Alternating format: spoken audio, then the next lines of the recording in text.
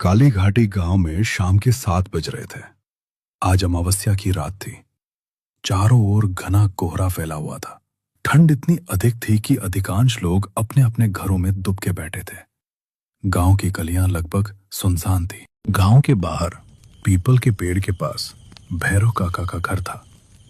वो घर ऐसा था जहां रोज गांव के 2 आदमी आकर बैठते थे। दिन भर की बातें, पुरानी यादें और अधूरी कहानियां। लेकिन पिछले कुछ महीनों से भैरव काका की तबीयत ठीक नहीं थी। आज पहली बार वो फिर से पुराने जैसे लग रहे थे। माधव ने राहत की सांस लेते हुए पूछा, अरे काका, अब तबीयत कैसी है? सब ठीक तो है ना? हाँ रे माधव, अब उम्र हो चली है, इसलिए शरीर साथ नहीं देता। फिर काका की नजर चुप बैठे साहिल पर पड़ी। अरे साहिल, आज इतना चुप क्यों है? कुछ हुआ है क्या? साहिल ने सिर झुका लिया। आवाज में अजीब सी घबराहट थी। काका, एक बात है जो मन में खटक रही है। कौन सी बात? मुझे बता। काका, अगर कोई गर्भवती औरत मर जाए तो क्या वो पिशाच बन जाती है? यह सुनते ही माधव का चेहरा सफेद पड़ गया। वो डर के मारे बोला, अरे ये क्या बोल रहा है तू? तू ऐसा सवाल क्यों पूछ रहा है? साहिल ने कांपती आवाज में कहा, परसों मैं अपने मामा के गांव गया था काका। वहां एक गर्भवती औरत रात के 11:45 पर मर गई। जब तक रिश्तेदार और गांव वाले इकट्ठा हुए 1 बज चुका था। हम लोग जब शमशान पहुंचे तो मैंने देखा उस औरत के नाखून 2 फुट लंबे हो चुके थे। बस कर, ऐसा झूठ मत बोल। ये झूठ नहीं है माधव, ये मैंने अपनी आंखों से देखा है। भैरव काका ने धीरे धीरे सिर हिलाया। हाँ, ये सच है। अगर कोई गर्भवती औरत अधूरी इच्छा के साथ मरे तो वो पिशाच बन जाती है। मेरे दोस्त के पोते के साथ भी यही हुआ था।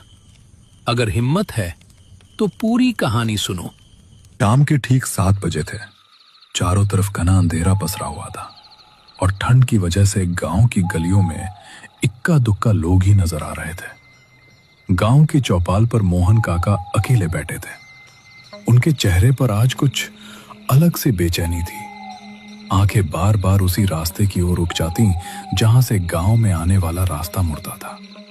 उसी वक्त लालू, गांव का एक किसान, रास्ते से गुजर रहा था। उसने मोहन काका को यूं परेशान बैठे देखा तो पास आकर उनके बगल में बैठ गया। थोड़ी देर उन्हें देखते रहने के बाद लालू ने पूछा, अरे काका, आज कुछ ज्यादा ही चिंतित लग रहे हो। सब ठीक तो है ना? मोहन काका ने गहरी सांस लेते हुए कहा, अरे लालू, तू तो जानता ही है, मेरा पोता शहर में पढ़ाई करता है। परसों फोन किया था उसने, बोला था कि 2 दिन बाद घर आएगा। आज उसी का दिन है। शाम के 5 बजे तक तो पहुंच जाना चाहिए था, लेकिन अब तक कोई खबर नहीं। लालू का चेहरा भी गंभीर हो गया। हाँ काका, ये तो सच में चिंता की बात है। शाम होने के बाद हमारे गांव की तरफ ना कोई ऑटो आता है, ना कोई पैदल चलने की हिम्मत करता है। ऊपर से आज अमावस भी है। हाँ रे लालू, वही तो डर है। और जिस रास्ते से वो आएगा, उस रास्ते के बारे में तो पूरे गांव को सब कुछ पता है। कुछ देर बाद दूर से कदमों की आहट सुनाई दी।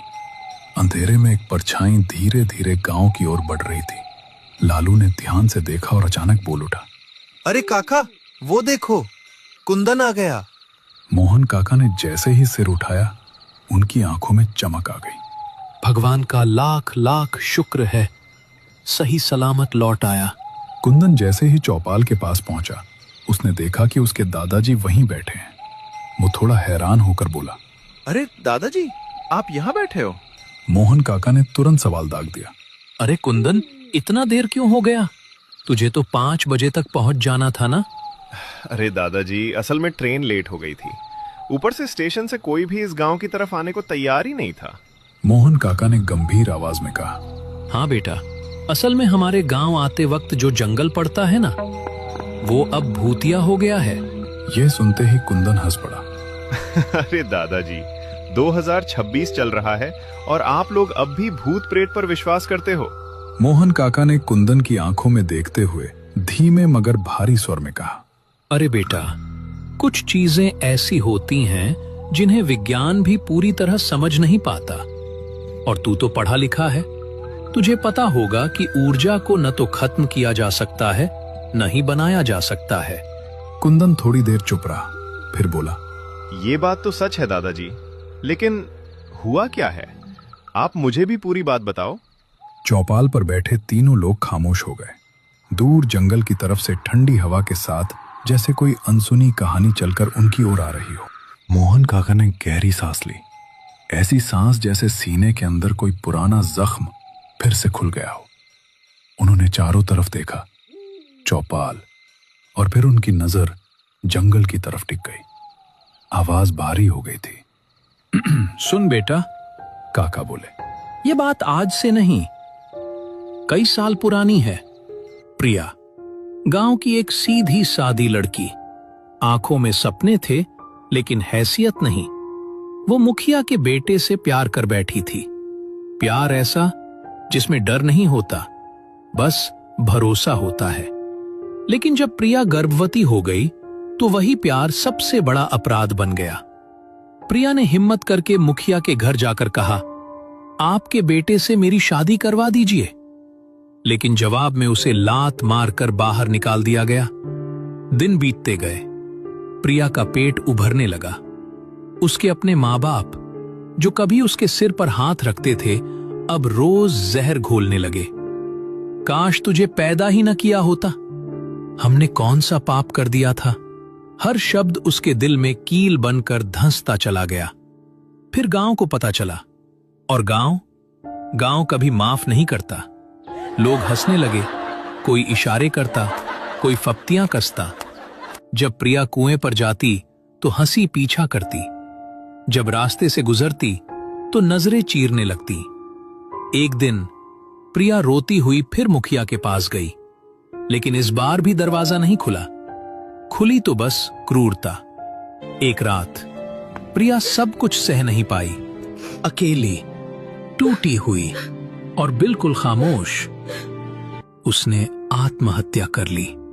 लेकिन बेटा, कहानी यहीं खत्म नहीं हुई। गांव वालों ने उसकी लाश को भी इज्जत नहीं दी।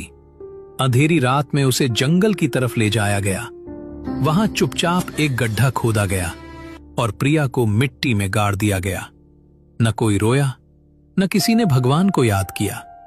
तभी से बेटा, उस जंगल से रात में जो भी जवान लड़का गुजरता है, या तो गायब हो जाता है या फिर मौत का मुंह देखकर लौटता है। हवा अचानक ठंडी हो गई। जंगल से पत्तों के हिलने की आवाज आई। मोहन काका ने आखिरी बात कही। प्रिया ने खुद जान ली थी, लेकिन उसकी रूह आज भी वहीं भटकती है। और अमावस की रात वो रास्ता अब सिर्फ रास्ता नहीं रहा। तीनों की नजरें एक साथ अंधेरे जंगल की तरफ उठ गईं, और उस पल ऐसा लगा जैसे अंधेरा उनकी तरफ मुस्कुरा रहा हो। मोहन काका ने उठते हुए कहा, चल बेटा, बहुत रात हो गई है, घर चलते हैं। कुंदन चुपचाप उनके पीछे पीछे चल पड़ा। घर पहुंचकर उसने खाना खाया, लेकिन मन खाना नहीं खा रहा था। वो बिस्तर पर लेटकर सोने की कोशिश कर रहा था, मगर आंखें बंद करते ही जंगल, प्रिया और अमावस की बातें दिमाग में घूमने लगती। तभी मोबाइल की आवाज ने खामोशी चीर दी। कुंदन बड़बड़ाया, इतनी रात को कौन फोन कर रहा है? उसने कॉल रिसीव की। दूसरी तरफ से घबराई हुई आवाज आई, अरे भाई सुन, तू जितनी जल्दी हो सके यहाँ आ जा, तेरी गर्लफ्रेंड का एक्सीडेंट हो गया है। ये सुनते ही कुंदन के पैरों तले जैसे जमीन खिसक गई। मोबाइल हाथ में ही रह गया। सांस अटक गई। दिल जोर जोर से धड़कने लगा। धीरे से उसने इधर उधर देखा। घर में सब सो रहे थे। दादाजी गहरी नींद में थे। कुंदन ने खुद से फुसफुसाकर कहा, अगर अभी दादाजी को उठाया तो वो मुझे जाने नहीं देंगे, और मैं उन्हें ये भी नहीं बता सकता कि मेरी गर्लफ्रेंड के साथ क्या हुआ है। कुछ पल सोचा, फिर फैसला कर लिया। मैं चुपचाप निकल जाता हूँ, कोई ट्रेन पकड़ लूंगा। सुबह सब ठीक हो जाएगा, तब दादाजी को बता दूंगा। वो बहुत धीरे धीरे उठा, ऐसे जैसे जमीन भी उसकी आहट सुन लेगी तो कुछ अनहोनी हो जाएगी। घर का दरवाजा चरमराया। कुंदन एक पल के लिए रुक गया। दिल मुंह को आ गया। फिर वो अंधेरी रात में बाहर निकल गया। उसे क्या पता था जिस रास्ते पर वो चल पड़ा है वो रास्ता सीधा जंगल की तरफ जाता है। और आज अमावस की रात है। कुंदन धीरे धीरे जंगल के रास्ते पर आगे बढ़ने लगा। जैसे जैसे उसके कदम बढ़ रहे थे वैसे वैसे हवा की सीटी जैसी आवाज तेज होती जा रही थी। कहीं दूर से उल्लू की आवाज गूंज रही थी, ऐसी आवाज जैसे कोई चेतावनी दे रहा हो। वो भी कुछ ही कदम चला था कि आगे उसे एक परछाई नजर आई। कुंदन ठिठक गया। मन में आया, इतनी रात को यहां कौन हो सकता है। डरते डरते वो परछाई के पास पहुंचा और अचानक उसका दिल जोर से धड़क उठा।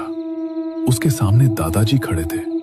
कुंदन ने मन ही मन कहा, मर गया, अब तो दादाजी बहुत डांटेंगे। दादाजी की आवाज गुस्से से भरी हुई थी। तुझे मना किया था ना, फिर क्यों जंगल में आ गया? उन्होंने उंगली से रास्ता दिखाते हुए कहा, चला जा यहाँ से और पीछे मुड़कर मत देखना। कुंदन कुछ बोल नहीं पाया। मजबूरी में उसने कदम वापस गांव की ओर मोड़ लिए। 2-4 कदम ही चला होगा कि अचानक वो रुक गया। उसके दिमाग में एक बात बिजली की तरह कौंधी। दादाजी तो घर पर है और वो सो जाएं तो सुबह 5 बजे से पहले एक बार भी नहीं उठते, तो फिर वो यहाँ कैसे आ सकते हैं? कुंदन ने हिम्मत करके पीछे मुड़कर देखा। वहां कोई नहीं था, न दादाजी न कोई परछाई। अब कुंदन को सचमुच डर लगने लगा। उसने 2 कदम पीछे हटे। दिल जोर जोर से धड़क रहा था, लेकिन तभी उसे याद आया, मुझे जाना ही होगा, रीमा अस्पताल में होगी। उसने खुद को संभाला और फिर से आगे बढ़ने लगा। करीब 10 मिनट चलने के बाद पीछे से किसी ने आवाज लगाई, कुंदन। आवाज इतनी जानी पहचानी थी कि उसके शरीर में सिहरन दौड़ गई। कुंदन पलटा। उसके सामने कॉलेज की उसकी दोस्त राधिका खड़ी थी। कुंदन चौंक गया। अरे राधिका, तुम यहाँ इतनी रात को कैसे? राधिका मुस्कुराई। उसकी आवाज अजीब सी मीठी थी। मुझे पता था तुम आने वाले हो, चलो साथ साथ चलते हैं। कुंदन का मन बेचैन हो गया। सीना भारी लगने लगा। डर अब साफ महसूस होने लगा था। तभी पीछे से फिर आवाज आई, अरे कुंदन, इतना तेज क्यों चल रहे हो? मेरे लिए तो रुको। ये आवाज सुनते ही कुंदन के पैरों तले जैसे जमीन खिसक गई। उसने झट से पीछे देखा और उसकी चीख गले में ही अटक गई। वहां राधिका नहीं थी। उसकी जगह टेढ़ी मेढ़ी मुस्कान के साथ एक छलावा खड़ा था। आंखें जलती हुई, चेहरा धुंधला और आवाज बिल्कुल इंसान जैसी। जंगल की हवा अचानक थम गई। अब कुंदन समझ चुका था, आज रात वो जंगल उसे जाने नहीं देने वाला। माधव ने कांपती हुई आवाज में पूछा, काका, फिर क्या हुआ? काका ने भारी स्वर में कहा, और क्या होना था? पिशाच के हाथों कुंदन मारा गया। ये कहते हुए काका कुछ पल के लिए चुप हो गए। आग की लपटें हल्की हल्की हिलने लगी और चारों ओर सन्नाटा छा गया। फिर काका ने धीमी लेकिन गंभीर आवाज में कहा, सुनो, अब मैं तुम्हें एक और किस्सा सुनाता हूं, ध्यान से सुनना। बैरागढ़ गांव में उस दिन की शाम और दिनों जैसी नहीं थी। ढलते सूरज ने आसमान में जो लाली छोड़ी थी वो धीरे धीरे खूनी रंग में तब्दील हो रही थी। पक्षियों का शोर अचानक थम गया था और हवा में एक ऐसी भारीपन थी जैसे कोई अदृश्य ताकत पूरे गांव का दम घोटने की कोशिश कर रही हो।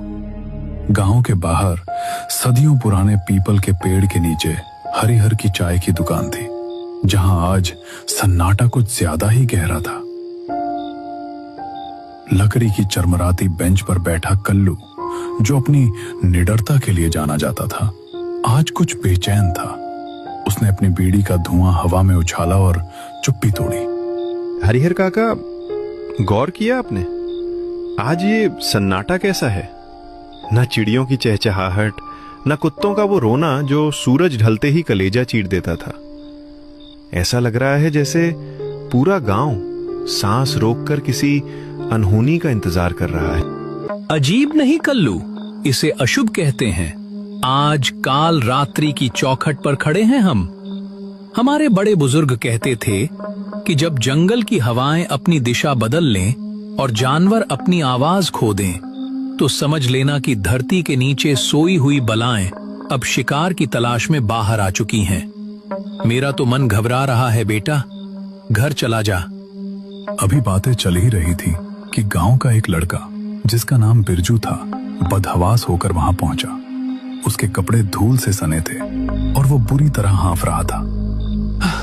कल्लू भाई, ओ कल्लू भाई, गजब हो गया। मुखिया जी ने तुझे तुरंत बुलाया है। उनके घर के बाहर भीड़ जमा है, पर वो किसी से बात नहीं कर रहे, बस तेरा नाम रट रहे हैं। जल्दी चल। कल्लू उठा और बड़े बड़े डग भरता हुआ गांव की तंग गलियों से गुजरने लगा। जैसे ही वो मुखिया के घर के करीब पहुंचा, अंधेरे में से मुखिया शिवदत्त खुद निकल कर आए। उन्होंने कल्लू का कंधा इतनी जोर से पकड़ा कि उंगलियां मांस में धंस गईं। कल्लू, मेरी बात गौर से सुन। आज रात अपने कदम उस पुराने खेत की पगडंडी की तरफ मत मोड़ना। खबर मिली है कि उत्तर वाले बागीचे और पुराने कुएं के पास किसी को देखा गया है। कुछ ऐसा जो शक्ल से तो इंसान जैसा है, पर जिसकी आंखों में मौत नाच रही है। वहां मत जाना कल्लू, वरना अनर्थ हो जाएगा। कल्लू को लगा कि मुखिया शायद उम्र के कारण डर रहे हैं। उसने एक हल्की और लापरवाह मुस्कान के साथ जवाब दिया। अरे मुखिया जी, आप भी इन पुरानी कहानियों में आ गए। मैं तो बचपन से उसी खेत की मिट्टी में पला बड़ा हूं।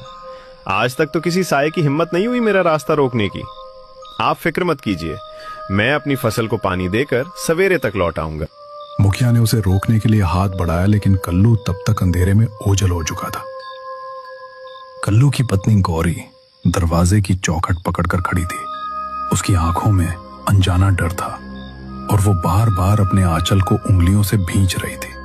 उसे दोपहर से ही कुछ बुरा होने का आभास हो रहा था। आज मत जाओ, जी छोटा हो रहा है मेरा। पूरे गांव में सन्नाटा ऐसा है जैसे कोई मातम होने वाला हो। मैंने सुना है कि आज की रात बाहर निकलना ठीक नहीं है। खेत कल सुबह चले जाना, पर आज घर में ही रुक जाओ। अरे भाग्यवान, तुम तो जानती हो गांव में सरकार का दिया हुआ एक ही मोटर है। उसे ही हम सब गांव वाले मिल बांट कर चलाते हैं। इस बार मेरी रात की बारी है।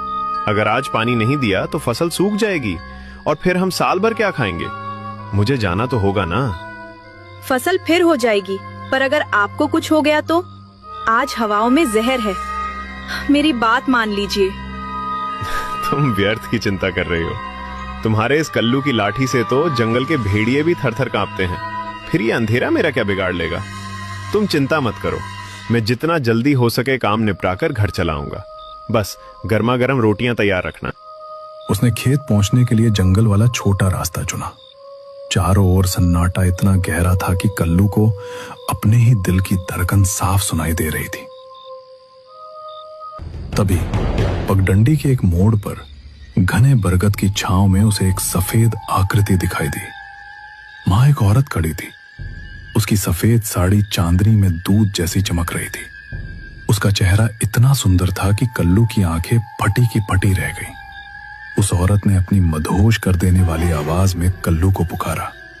सुनिए भैया, क्या थोड़ा सा पानी मिलेगा? प्यास से गला सूखा जा रहा है। मैं अपने गांव का रास्ता भटक गई हूँ। क्या आप मुझे उस पार खेत की सरहद तक छोड़ देंगे? मुझे वहाँ अकेले जाने में बहुत डर लग रहा है। कल्लू के दिमाग के किसी कोने में मुखिया की चेतावनी गूंजी, पर उस औरत की मासूमियत और सुंदरता के जादू ने उसे वश में कर लिया था।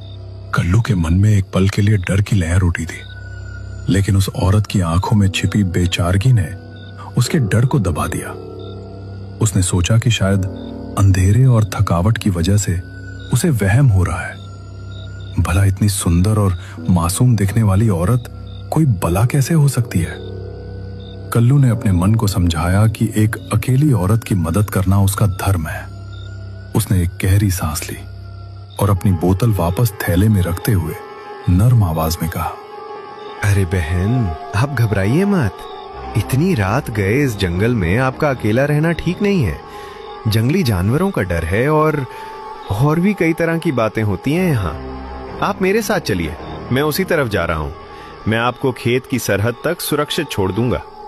वो औरत धीरे से मुस्कुराई। उसकी उस मुस्कुराहट में एक अजीब सी ठंडक थी, जैसे बर्फ की सिहरन शरीर को छू गई हो। वो चुपचाप कल्लू के पीछे पीछे चलने लगी। जंगल का रास्ता अब और भी संकरा और घना होता जा रहा था। हवा में अब एक अजीब सी सड़ांध भरने लगी थी, जैसे कहीं कोई मांस सड़ रहा हो। कल्लू को अपनी पीठ पर किसी की ठंडी सांसें महसूस हो रही थी। अपनी घबराहट को छुपाने के लिए उसने बात शुरू की। वैसे बहन, आप यहाँ इस वक्त पहुंची कैसे? पास के किसी गांव की तो आप लगती नहीं है, क्योंकि बैरागढ़ और आसपास के इलाकों में हर किसी को मैं पहचानता हूँ। आपका घर कहाँ है? पीछे से जो जवाब आया उसने कल्लू के खून को जमा देने का काम किया।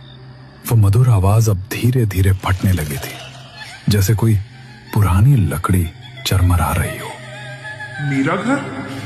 मेरा घर तो बहुत पास है कल्लू, इसी मिट्टी के नीचे, जहाँ बरसों से मैं प्यासी हूँ। लोग मुझे रास्ता नहीं दिखाते, वो तो बस मुझसे दूर भागते हैं। पर तुम बहुत अच्छी हो। कल्लू का पैर अचानक ठिठक गया। उसे याद आया कि उसने तो इस औरत को अपना नाम बताया ही नहीं था। फिर इसे कैसे पता चला कि वो कल्लू है? उसने पीछे मुड़कर देखने की हिम्मत जुटाई। जैसे ही उसने गर्दन घुमाई, उसके पैरों के नीचे से जमीन खिसक गई। वो औरत जो अब तक 5 फीट की लग रही थी, अब 7 फीट लंबी दिखने लगी थी। उसके पैर जमीन पर नहीं बल्कि हवा में कुछ इंच ऊपर थे और उनके पंजे पीछे की तरफ मुड़े हुए थे। तुम कौन हो? तुम्हारे पैर उल्टे क्यों हैं? तुम इंसान नहीं हो। वो औरत खिलखिलाकर हंसी, लेकिन वो हंसी किसी इंसान की नहीं बल्कि एक दरिंदे की थी। आसमान में बिजली कड़की और उस रोशनी में कल्लू ने देखा कि उसका चेहरा पिघल रहा था। उसकी आंखों की पुतलियां गायब हो चुकी थी और वहां सिर्फ जलते हुए अंगारे जैसे 2 लाल गड्ढे थे। आप पहचान गया? मुखिया ने तो मना किया था ना, पर भूख जब जागती है तो छलावा खुद शिकार ढूंढ ही लेता है। आज की रात तेरा खून मेरी प्यास बुझाएगा। वो औरत अब एक विकराल पिशाचनी का रूप ले चुकी थी। उसने अपने लंबे काले नाखूनों वाले हाथ कल्लू की गर्दन की तरफ बढ़ाए। कल्लू की चीख जंगल की खामोशी को चीरती हुई दूर तक गूंज गई। गांव के हर घर में सन्नाटा था, लेकिन गौरी की आंखों में नींद का एक कतरा भी नहीं था। वो पूरी रात दिए की टिमटिमाती लौ को ताकती रही और हर आहट पर दरवाजे की ओर दौड़ती, पर वहां सिर्फ सन्नाटा और अंधेरा मिलता। जैसे ही सुबह की पहली किरण फूटी, गौरी बदहवास होकर मुखिया के घर की ओर भागी। काका, अनर्थ हो गया काका। रात बीत गई, सूरज निकल आया, लेकिन कल्लू अब तक घर नहीं लौटा। उसे तो भोर होने से पहले ही आ जाना चाहिए था। मेरा मन बैठा जा रहा है काका, कुछ कीजिए। मुखिया शिवदत्त का चेहरा फक पड़ गया। उन्हें उसी बात का डर था जिसे उन्होंने शाम को भांप लिया था। उन्होंने तुरंत गांव के 5-6 हट्टे कट्टे मर्दों को इकट्ठा किया और लाठियां लेकर जंगल की ओर चल पड़े। काफी खोजने के बाद जंगल के बीचों बीच एक पुराने सूखे पेड़ के नीचे कल्लू जमीन पर पड़ा मिला। उसका शरीर पीला पड़ चुका था और वो पूरी तरह बेसुध था। मुखिया ने आगे बढ़कर कल्लू के चेहरे पर पानी के छींटे मारे और उसे झकझोरा। कल्लू, ओ कल्लू, आंखें खोल बेटा, देख हम आ गए हैं। कल्लू ने जैसे ही आंखें खोली, वो पागलों की तरह हाथ पांव मारने लगा। उसकी आंखों में ऐसा खौफ था जैसा मौत को करीब से देखने वाले की आंखों में होता है। मुझे छोड़ दो, मुझे मत मारो, मुझे जाने दो, वो मुझे खा जाएगी, मुझे बचा लो। अरे शांत हो जाइए, मैं हूँ आपकी गौरी। देखिए हम सब यहाँ हैं, आप सुरक्षित हैं। गौरी की आवाज सुनकर कल्लू धीरे धीरे होश में आया। उसने अपनी पत्नी को देखा और फिर फूट फूट कर रोने लगा।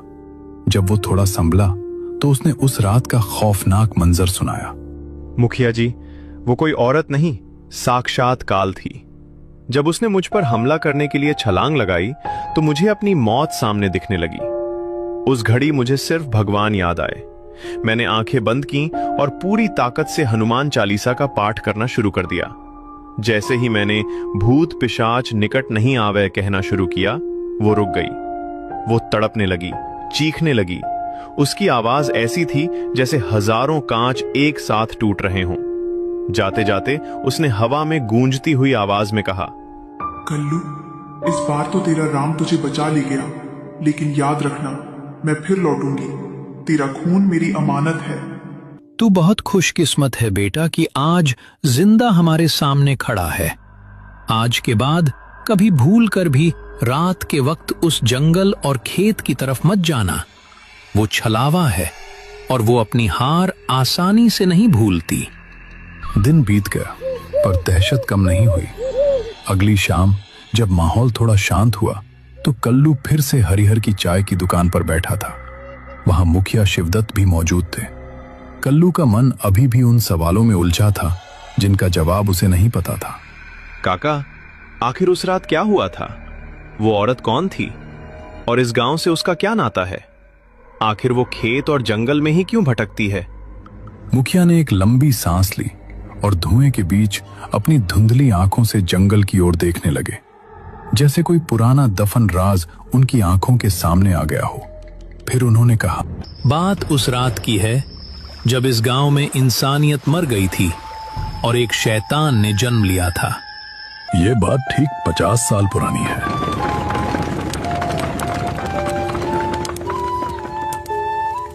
उस समय यहां जमींदार ठाकुर प्रताप सिंह का राज चलता था।